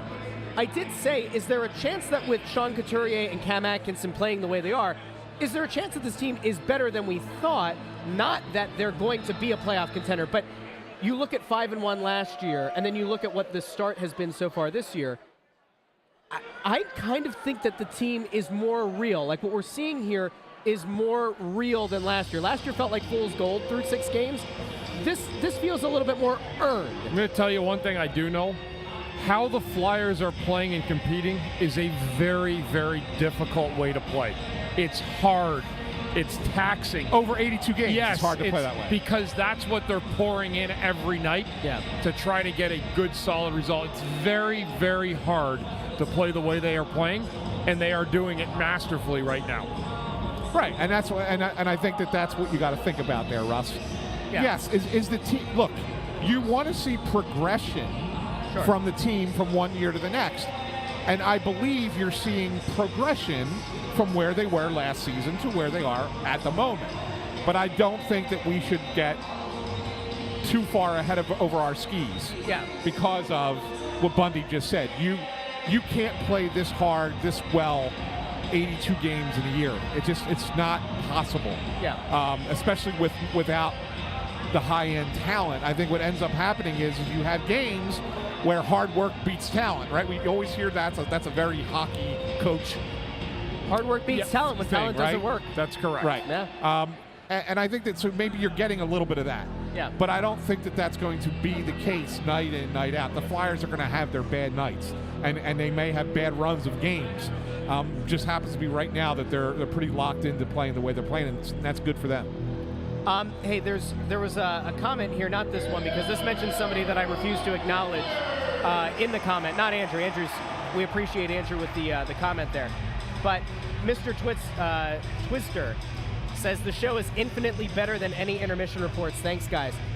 We appreciate all the people who check in. This number continues to go up every game. Well, the thing that you can do to help us grow the show, the pregame and intermissions and postgame, is share it. Share it on social media. Tell your friends, family, other Flyers fans in your life about the Press Row Show, about Snow the Goalie, the Only Flyers podcast. We are up here, and like we said before, there's Dan Hilferty. He's walking by again. We're gonna one of these days when Hilferty's walking by, one of these days we're gonna snag. We're gonna kidnap him and drag him on to the press row show. We're just trying right now. We will. Don't What worry. do you think of the game tonight? Hey, this period's about to start. What do you expect to see in the third period? Are we going to see a more desperate Minnesota team? Oh, sure. And if so, is that going to leave them susceptible for counterattack? Well, they're going to open up, right? Yeah. They're going to have to open up, and to do that, that means they're going to run a defenseman down low on a pinch, probably wait a few minutes in. That's where the Flyers can expose them. That's where you get your chances when you have a lead in the third. That's what the Flyers are looking at right now. I expect them to have a good third period. Don't sit back and wait and watch, and don't play river hockey with this team. River hockey. He's been using that a lot. I love it. Pond hockey. Pond river hockey. hockey. I've always had pond hockey. Dude, I've heard. I love the idea But I like of river hockey. That sounds great. River hockey. A little bit narrow. All right. That's right, boys. We'll be back for post-game. Bundy and Come I. on, Russ. That was so good. good. Did you plan that, or No. that was an improvised line? That was an improvised line. I'm impressed. That was actually good? Yes. Yes, very nice. How about that? good. All right, so we'll be back for postgame. Bundy and I. Ant's going to try to get an interview or something down at the locker room. Make sure you tune in. And like I said before, share the show with anybody, with other Flyers fans. We will be back. We now have to go. So we will see you postgame. Bye.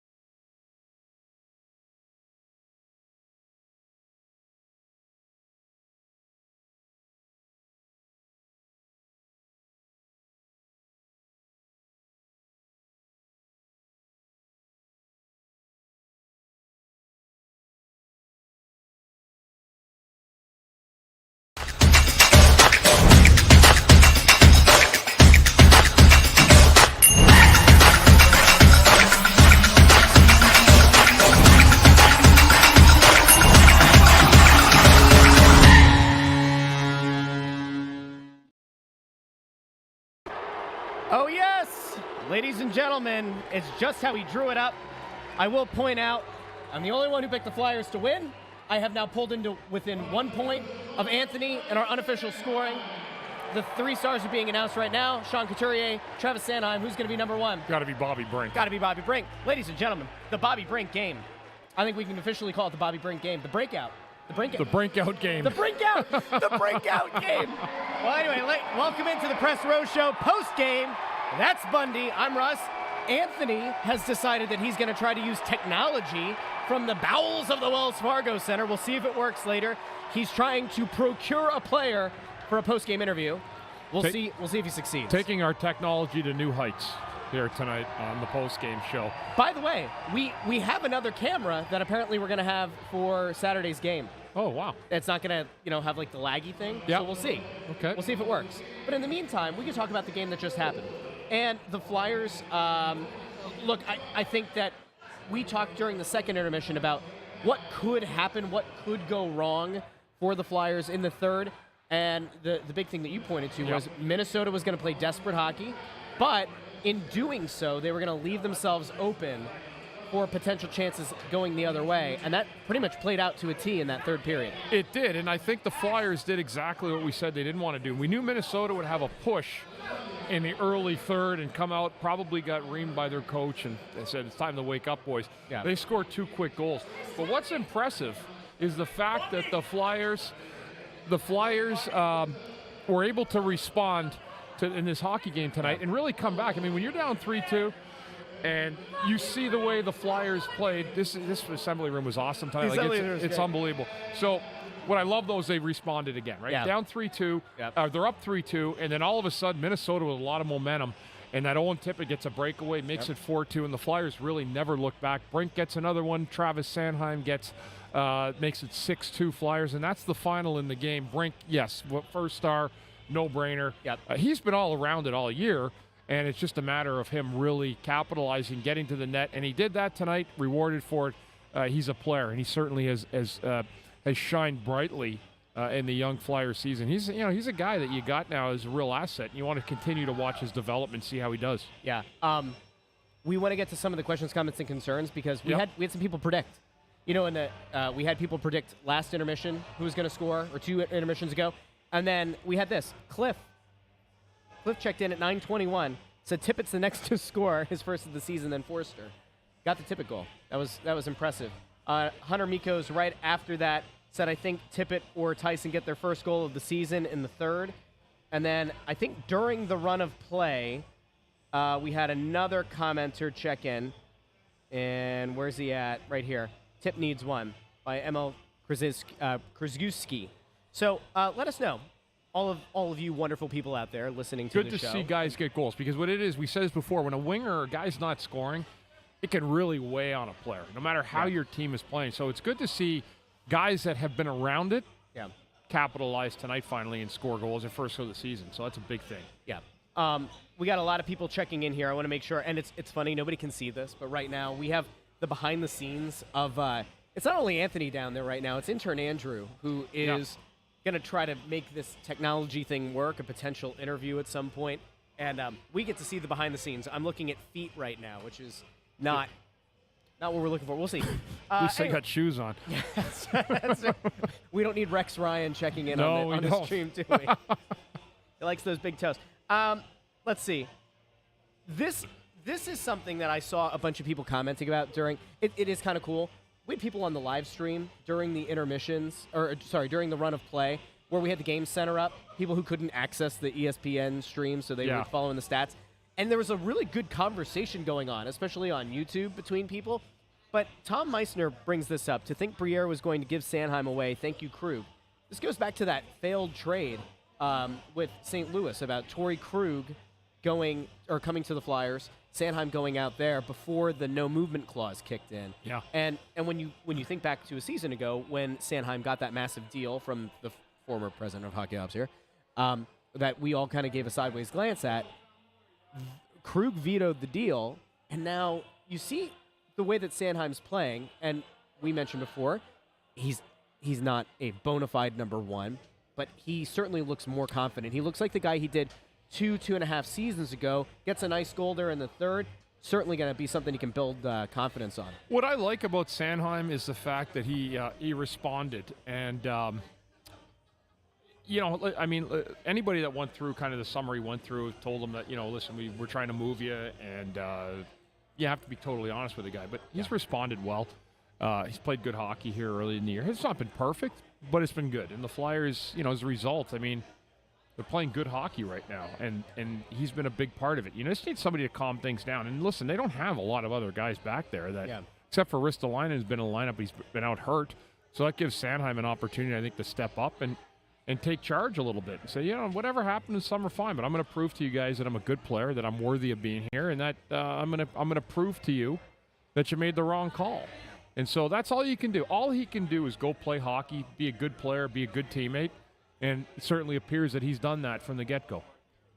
I want to ride the wave of positivity here for a little bit because, as we've said a million times, rebuilding team, we don't think that they're going to be a playoff team or a bubble team. So let's enjoy some of the positivity while we can. Let's enjoy moments like this. Bobby Brink gets 2 goals tonight. Let's go out to the comments real quick. Raymond Supper, impressive how when adversity hit early in the third, they turned it around. Signs of maturity, which I think is fair, especially for such a young team. And to piggyback on that, Solar Warden checks in. The old Flyers would cave when Minnesota made their push. This team feels different. They have a good work ethic, and and again, talking to people last week, they like each other. And believe me, I've been on teams where when you really love going to the rink, you love being with those guys in the locker room, and believe me, it makes a difference how you perform on the ice. If you got guys in the room that are dragging it down, or you're going in and you don't even realize it sometimes that's what is happening in a locker room. And sometimes when you take that out of there and you just let a young team grow together, you'd find that there's a lot of positives and a lot of synchronicity between those guys. So they're doing good things. Listen, there's going to be nights where they're going to have a lead like that, and they're going to give it up. That's the way it goes. It's not always going to work out where the other team takes momentum and the Flyers immediately score 3 goals back and cap off a 6-2 victory. This was well played. They're playing good hockey, and they're earning the points that they're getting. People are really happy for Brink. We have BP checking in. Good for Brink. To see the joy on his face was awesome after that first one. By the way, you showed the clip to Ant up here about Torts with the guy with the Muppet, with the puppet behind. Yeah, he's like some kind of clown puppet or something. Did we almost see a smile out of Tortorella on the bench in the midst I of don't the know game? if he knew the guy. I mean, the guy looked like he might have been deep in a couple, maybe a couple tall boys beforehand. And when you put a mask on like that, it was a 7:30 start. You own it. So I don't know what just happened. I think the Bucks just scored a buzzer beater to beat the Sixers. We just had a bunch of people up here at the sportsbook crowded around a TV. Everybody's piling out. They got a double dose tonight, Russ. They got the Flyers win, and then they got to see the Sixers cover. We are in the Bet River Sportsbook. No, we're in the sportsbook. We don't say the name. They don't sponsor the show. Okay. So we are in the sportsbook. The generic sportsbook. So, yeah, but I think that might have been a buzzer beater. All right, anyway. Zacho says, so happy for Brink. Can't wait to see how he grows moving forward. Let's get to and I want to touch on this, and then we're going to go. This is going to be a very quick conversation because we don't want to get bogged down with this because it's been such a talking point. There are people questioning how you put Morgan Frost back in, given how this team is playing. We would probably think that there's a chance that, like, Saturday, maybe you look to give it a look, but do you? I mean, if you're Torts right now and your team is playing this way, do you put Morgan Frost in for the sake of trying to get him some time, or do you just keep rolling with this until the wheels fall off? Well, I mean, they lost the other night, and I would have thought this was the night they came back in, only because you look for an excuse to get a kid back in that hasn't played, and I would have thought that was it coming back from Vegas, especially a tired team. You got a fresh set of legs in there that hasn't played. Again, if I'm the coach, I'm looking for a way to get him back in the lineup. You can't have someone like that you just paid in the summer as a guy that's scored, and you obviously see value in. I mean, they did pay him. It's a bridge contract, but at the same time, you signaled to him that he's an important part of your team. I can't imagine that they want him sitting out long, but at the same time, they're going to have to find a way for them to get him in, because one thing I'll tell you with certain coaches, you don't want to disrupt the chemistry when things are going good. Yeah. A lot of people also noting here that apparently on the ESPN telecast, if you were able to find it on ESPN Plus tonight, that they were giving Sanheim a lot of props for his play tonight. Yeah, and why not? Like, he played a good hockey game, so you got to, you got to hand the compliments and give a guy, kudos when he deserves it. He did. He played a good game tonight. Like, he's playing against the other team's top lines. He's clearly content doing that right now. Yeah. It doesn't look like it's been too much for him. And I think that's a good thing to see. And again, he's carrying a young guy, with him, so to try to get that job done. There's going to be nights where it doesn't work. There's going to be nights where teams are going to come in here or they're going to go out on the road and teams are going to have their way some nights. But the way they're going right now, effort's going to carry you a long way. And that's why I think that this team, the way they're going, as hard as it's going to be to play like this every single night because they're structured to put the work in at both ends, that's a very, very taxing way to play. But it's a winning way of hockey, and if you can sustain it, they're going to give themselves a chance on a nightly basis. There are people, I think, joking now, Frost for Pinto, because, as we've been saying, Frost is up to 5 scratches in a row. Could he get to 41? Pinto suspended for 41 games. We talked pregame, and I guess it's probably fair now to bring this back up, that Ottawa was the team that was in conversations or that the Flyers were engaging about a Morgan Frost deal.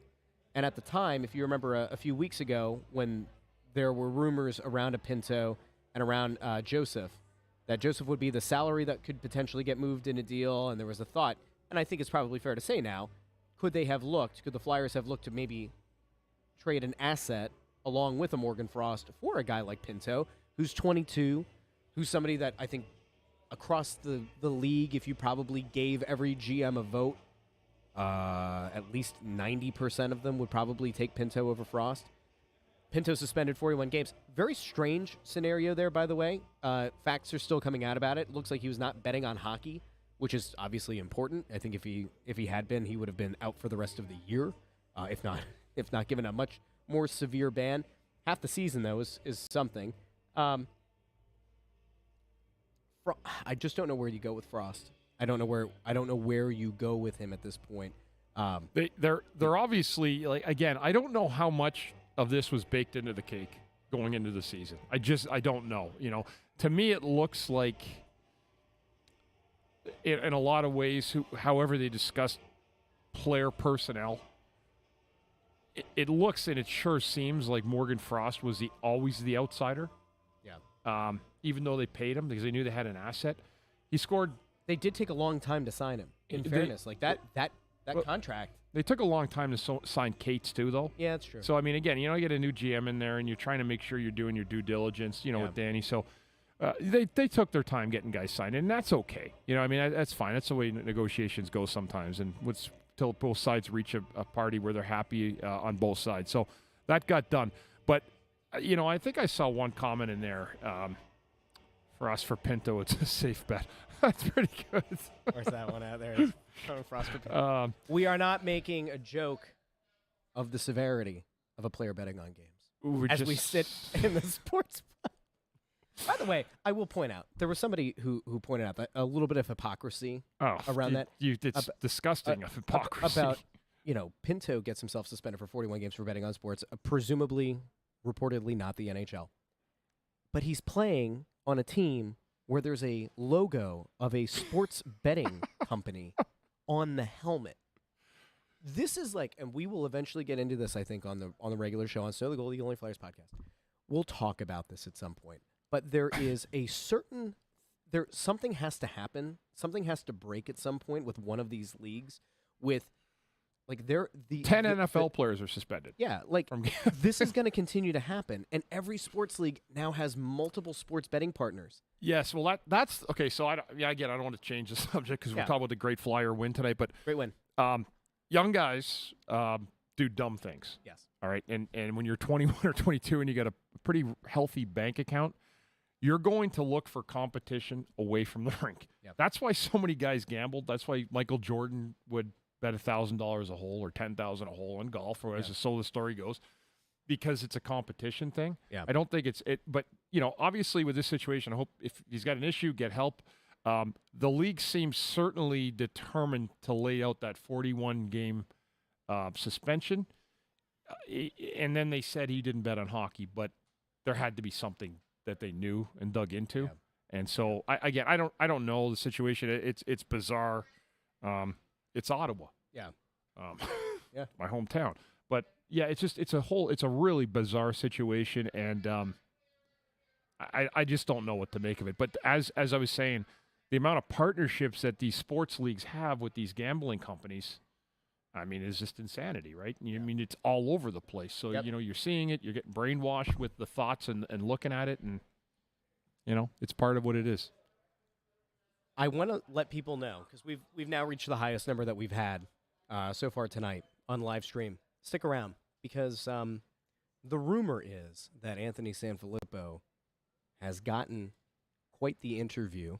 Good. That we're going to try to throw to down outside of the locker room at some point here very shortly. I can promise you it's somebody that you're going to want to hear from. So if you're watching right now on YouTube or on X/Twitter or on Facebook, share the link to Flyers fans in your life, because you're not going to want to miss who's going to be coming up. I don't want to give any hints, because there's always a chance that things can go sideways. It's one thing about the locker room and about post-game, right, about the availability of players. Mm-hmm. Sometimes you're told, like, this guy's going to come out, and then, like, he doesn't. Yeah, the old captain didn't like to come out and talk to the media. Or when he did, we gotta let that go. You know what? There's certain guys, like when I used to do Between the Benches on TV, part of the main broadcast or radio. So the rules were always, if a bad loss, we just never got a player. Yep. Nobody wants to talk. Games like today, but I'll tell you what, the players I dealt with were just unbelievable to be able to give us their time and stuff. And no different with Snow, the goalie, as we are very much part of what the team's doing, and we can't wait to get Anthony. If this thing works, I'm looking forward to seeing how this thing goes, Russ. And what I will promise people is, if the tech stinks, if the audio is laggy or crappy or the video's choppy, we're going to throw it back to us, and then Anthony's going to record it locally, and then we'll pull it back up. If it's not on the post-game show, it'll be on the YouTube channel. We want to try to make it go live. We want to try, but Anthony sprung this on us just before the game, that he wanted to try this today. Did we test it? No. Do we have a history of testing out technology well ahead of time? No, we do not. No, we don't. If you've been watching the Press Row show since like 2018 or 2019, you'll know. But usually it's my fault. But in this case, it's Anthony's fault. And we're not going to let him live it down. We're not going to let him spin out of this. The way that he's been trying to spin out of his Phillies takes. But it's fine. The Phillies stuff was amazing to watch him take care of that. Tweeting away, and then all of a sudden we just lost him at like 9:45 in Game 7. Disappear. I think he's getting it over it, though. I think he's getting over it. I think he was a little bit more upbeat tonight. I think that this is his way of processing the loss in Game 7, and his way of healing is by trying to throw a tech curveball into the Press Row show postgame.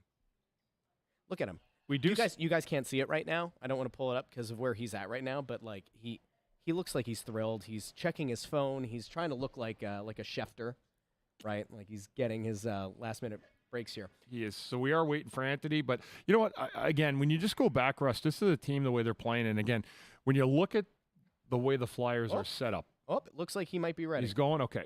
We'll talk about it after. I think he might be ready. What do we got? Let me check here with the chat. Yes. Looks like he's got we're gonna try to throw. You good? Sorry, folks. Again, tech. We're trying. We're producers and the talent all wrapped into one. We do our best here on the Press Row show. As soon as we get the thumbs up from them, we're gonna go. Now we're looking at feet. All right, we'll keep an eye on that. Let's go to some comments really quick here until they come back online. We love having comments because this is very interactive with the fans, and we want you guys to comment. If it's a question, comment, whatever it is. There was no more interactive pre-game, intermission, and post-game show than the Press Row show. Everyone knows that. Seth checks in and says, Mishkov and Gauthier on the way, thumbs up. Bundy's the best. Met him at the carnival last year. Thank you. Awesome guy. Appreciate that. So, let's see. There have been people, I think, who are maybe I'm trying to figure out what Anthony's There's a good doing. one there. Look at this from Matthew Bennett. You're talking about, again, just about Frost again. Is there been anything said about Frost being scratched? You know what? That's the part I think a lot of people are figuring out. And that's what I was just talking about is, was it baked in already? You know, did he have such little rope that one bad game or 1.5 bad games is going to wind him up in the press box? All right, That's a good question. All right, here we go. We're going to try to throw Let's it try down here. Oh, boy. Pray for us. Here we go. We're going to add Anthony. We're going to make sure he's muted. And now we're going to bring Like him what that on what that here. feels like to finally be able to get that first goal at this level. Yeah, it's a pretty special moment. I mean, you worked so hard, and so many people sacrificed to get you here to this level, and score a goal and watch it go in it's a pretty cool feeling. But you don't just get the one; you get two. So it's like it's a cherry on top of the sundae. Yeah, I mean, it was a great pass by Joel there. Put it right on my tape, wide open net. It's an easy goal, and it's just a great play by him. We were talking about you a little bit pregame, and just about how you've kind of burst onto the scene, kind of surprised some people this year. Can you talk us a little bit about what your off season was like to kind of come in and kind of make the statement that you've made? Yeah, I spent a lot of time here. Working out with the strength guys and skating with the dev guys, and they did a great job with me. They did a great job with a lot of guys, and I'm feeling good coming into the season. I feel like I improved in the weight room and on the ice, and I think it's helped me make the team. You talked a little bit earlier this week, I think it was earlier this week, about Beezer and how important of a teammate he has been to you. And, of course, he gets to set you up on that second goal. Can you just kind of talk a little bit about your relationship with him and how he's kind of become almost like not a role model per se, but kind of like a big brother in a sense? Yeah, I played with him before a little bit, and kind of became friends with him there. And, he's played a lot of games in the league already for such a young guy, and he's kind of a guy that's taken a lot of the young guys in and been a leader for all of us, and still relates to us because kind of the same age, and he's been really good to a lot of the young guys. When you look at how you guys have played, of the 7 games, I'd say 6 of them really, really strong games. What's working for this team right now that maybe has kind of surprised a lot of people? I mean, I think we just got a really tight group, and a group that sacrifices for each other and goes out, and everyone's just trying to do whatever they can to help the team win, and it's led to a lot of success for us. Great. Bobby Brink, thank you for joining us here on Snow the Goalie. We'll catch you next time. Good luck the rest of the way. Thank you. Thanks again. Nice to meet you. Nice to meet you as well. Appreciate it. I'm Andrew. I'm Bob. Nice to meet you. That's it. All right, do you know how to get back All right, upstairs? I think we're back. Yep. So listen, we did our darndest there. I would love to know in the comments if that came through okay. I think it did. I had it pulled up on YouTube over here. We're still trying to work out the kinks of where the sound comes from. But Bobby Brink, 2-goal game. Yeah. And where did he go? He came to the press row show. I mean, he came to the press row show. He came to the press row show because, as everyone knows, it's the #1 pregame, intermission, and postgame show. Although pregame with you on the radio, we love Bundy, but the intermission. Got to wear 2 hats, and you know what? I love everybody I work with. You know what? Do the pregame with Jason Smitty, and I come back to what is now home to be Snow the Goalie. There was a comment over here that was fantastic while this was happening. Snow the Goalie has officially more coverage than ESPN. That's what we're here for. That is what we're here for. We are here for that. There's no coverage tonight. Where are you going to get post-game tonight? That's exactly right. Turn in the only great post-game show you're The going to press row show. Yep. Do us a favor out there. If you enjoyed that, you can let us know. You can message us. You can tweet at us. You can send us an email, snowthegoalie@gmail.com. But I like this. I like this this little tech setup that Anthony came up with. I will say right now on the stream, I am proud of Anthony. I'm proud of Anthony, too, because I thought that he might have muffed this thing up pretty good. And he stood there, and, he had perfect social distancing from Bob, too. Thank goodness. You got to make sure. You don't need Anthony breathing on you. Let's do something that we hadn't done last game. The Flyers are on the beginning of a 4-game homestand. This was one tonight. So let's tee up Anaheim a little bit next game. Okay. That's a winnable game again. But again, you look at Anaheim, they were one of the worst teams in the league last year. They ended up picking 2nd in the draft. They are definitely in a rebuild, and I'm not sure they know who they are. Yeah. So that'll be another game, 1:00 on Saturday afternoon. That's also the dedication for my longtime friend and friend of everyone, Zach Hill, is getting the meal room in the lounge downstairs. It's really cool. Yeah, I'm going to be here for that. Yeah. Yeah, and so Anaheim comes in. Again, this is a team that if the Flyers continue to play the way that they're capable of playing, that's another 2 points. But again, you don't take your foot off the pedal and take anybody lightly because that's when you can find yourself in trouble. They have to play the way the way they're playing right now, and they'll continue to accumulate points, especially early in the year. Zach Weeks says He really wanted to hear Stephen A's take on the forecheck. You have a Stephen A. Let's not do that. There is no way that Morgan Frost. No, we're not going to do that. We're not doing that tonight. I love when the people in the comments, by the way, tell everyone like what they're supposed to do. We need to just hit the like explain and this all again, that. please. Oh yeah, this is important. Okay, so Matthew Bennett, are there more Bundy bombs during a win or a loss? there's just so everybody understands, and the Bundy bomb comes out when we are not doing the press row show.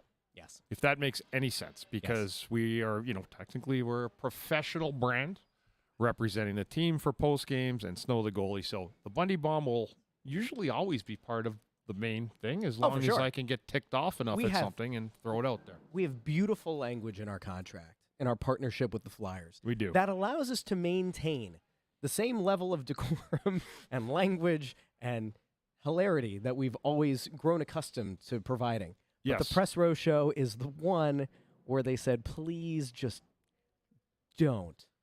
They asked very nicely, They and did. It's also in that contract. But the Bundy bombs are allowed for the morning after show when we do the road game recaps. Yep. And for the regular Snow the Goalie podcast, wherever you get your podcasts. All right, let's go.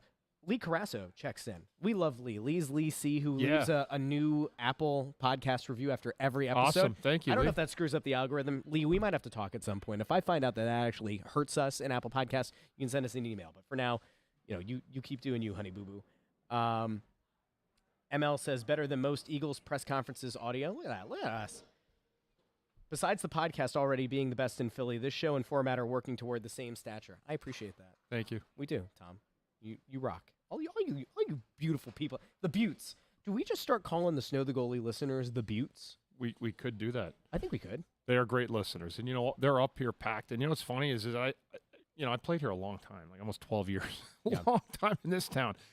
And I walk up on the press, up here on the balcony, and I get more people talking about Snow the goalie. Like, that's amazing. Like, I love that. And so there's passion about the current team, current state of the team, and that makes me happy because it means that people are talking with Flyers hockey again in a good light. Crosby, Malkin, and Ovechkin are getting old. Flyers will be the team soon. Let's just think about that. When you look at timelines and you look at especially the Met, right? That might not be that far off. Well, there's always the changing of the guard. There is, but you know what? There's a lot of other people are going to say the changing of the guard's happening in New Jersey. It's happening with the Rangers. Yep. Other teams are getting better too, and that's a good thing. You want that good competition. But there's guys like Jack Hughes in New Jersey have changed the face of their team in terms of Dougie Hamilton defense. There are good teams that are coming up together, and that's why as you go through it and you look at a lot of the young guys you have in the organization, that's only going to add to the fray by adding that top end draft skill. Tom gives you a shout out and says you're the reason that he found Snow the goalie. And Tom, we appreciate you. We hope Thank you, Tom. Every listener we have is amazing, and they put good stuff out. We have good questions, good discussions. Scott says that we should be called the listener should be called the Snowflakes. Oh yeah, you know what? That's good. But you guys like are not snowflakes. That's true. We don't have snowflakes listening. Bundy's to Buttes. I want to get we're a people. team, though. I want people to no, but it's fine because you're the Butte. We need to get a Snow the goalie section at a game. And how the Phillies have, they used to have Sal's Pals for Sal Fasano with the pizza box. Yeah, we need Bundy's Buttes. I think that's a great idea. I'm telling you, as we get through the year and the team continues playing like they are, I would love to have this area here as the Snow the goalie area. Just have fans come, just talking to us, letting us know what's on their mind about the game, comments, concerns, things that excite them. Yeah. So and we're getting that. There's a lot of great reception up here. Dr. Panglass checks in. I'm pretty sure Dr. Panglass lives out on the West Coast. Okay. Says that we're informative, funny, and crazy. Love the show. Yeah. John with a nice word about the interview. I feel like we have to wait for Anthony to come up here so that we can publicly acknowledge his head is already going to be huge that he pulled it off. Yes. Right. And I'm a little bit worried that if we compliment him on the live stream, that his head won't fit through the elevator doors. But I feel like we also have to give some credit here to intern Andrew. Oh, he's unbelievable. Because without intern Andrew, that doesn't happen. That was a two phone setup. Tell you what, he's up here every night. Every night. Prepared, organized, it gets done. He's a dynamite guy. And you know what? And he makes a guy like Anthony look pretty smart, too. Yep, That's exactly hard. Right. Fantastic way to follow a game. Lightning should look into the presentation and put code to work on it. The snowballs, says Scott. That's another one. Yeah, I like that. The Buttes line, says the Markster68. Love Snow the Goalie and Press Row Show, says Andy all weekend. I love this. A lot of positivity here. Good stuff. Hey. You know what? One thing I know, when the team wins, as both a player, a broadcaster, and a podcaster, it's always better in Philadelphia, no matter what, when their sports teams are doing well. That's why the 2-day hiccup we've had with the Phillies was just a disaster. I mean, it's, we've seen these. I've been parts of, I call them chokes. We had a coach tell us we choked once. Yeah. But that's how much people care about the sports in this town, and they wear it on their sleeve. Philly fan asks if this is usually 85% self-congratulatory and 15% It is. recap. 65-35 usually, but that's pretty fair, yeah. But we appreciate the great comments. We do actually do a lot of hockey talk. Usually there's a lot of hockey talk, but we are going to absolutely give ourselves a lot of kudos here. We like hockey talk, but we get a lot of good comments. And if we're talking about what we're going to name our followers, I think that's fair. a worthy discussion. Totally fair. Sure. By the way, we will be back on Saturday for the 1 o'clock start. Don't forget, it's a 1 o'clock start on Saturday. It's an afternoon game. We'll be here. And as you mentioned, they're going to be dedicating the press room downstairs to Zach Hill, which is very cool. Yep. Fantastic. Easily one of the best people to ever work in communications PR for. That's why they won the Dillman Award every year repeatedly for having an amazing public relations staff. Zach's one of the best. Looking forward to that day and looking forward to being back in the rink again on a nice. I love Saturday afternoon games, 1 o'clock. And I know the fans do too. To me, that's been part of the lore of the team. Yeah. Those afternoon games on Saturday are just dynamite. You get the family down here. You get a lot of people enjoying it, looking to get out after the games. They're the best. Yeah. Come on down. We'll see you at. Well, we'll be on. I'll be on. We'll be down here at 12:30. You guys be on. 12:30. We'll go live with the Press Row Show pregame. You'll be on the radio. Yep. It's not a competition. It's not a competition. You can always listen to Bundy on the radio, and then while the first period's happening, come back and listen to the Press Row Show. Yep. Or vice versa. You do you. Yep. We're not going to wait for Anthony. I think it's time to go. Good night. But again, we'll be back Saturday. Make sure, if you haven't done so already, hit the thumbs up, subscribe to the YouTube channel. That channel keeps growing, which I really do appreciate. And then make sure that you share the show. Let somebody in your life who's a Flyers fan know about the Press Row Show, about Snow the Goalie, the Only Flyers podcast. For Bundy, I'm Russ. For Anthony, where he is, and intern Andrew, thank you to everybody who joined us tonight. We will talk to you all again on Saturday. Let's go to the technology rollout.